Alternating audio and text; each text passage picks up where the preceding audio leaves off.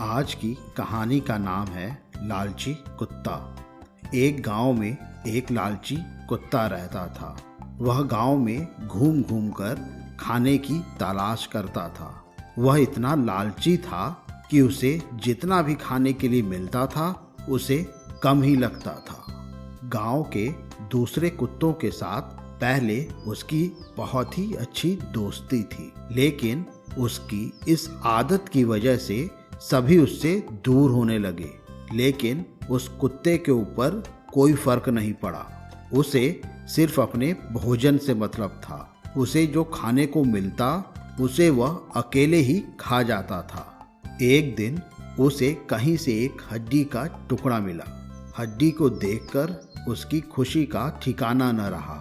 उसने सोचा कि इसका आनंद तो अकेले ही खाने में है।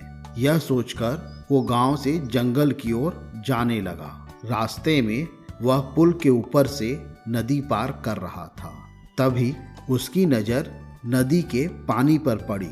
उस समय उसकी आंखों में सिर्फ हड्डी का लालच था। उसे वह भी पता नहीं चला कि नदी के पानी में उसका ही चेहरा नजर आ रहा है।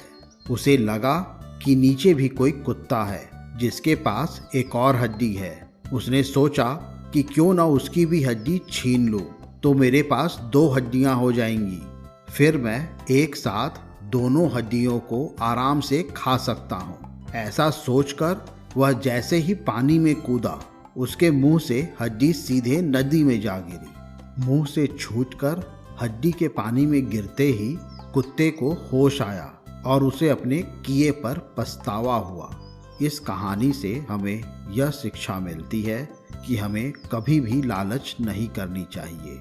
लालच करने से हमारा ही नुकसान होता है। मुझे उम्मीद है आज की कहानी आपको पसंद आई होगी। ऐसे ही और कहानी सुनने के लिए हमारे चैनल को लाइक और सब्सक्राइब करें। मिलते हैं एक और नई कहानी के साथ। धन्यवाद।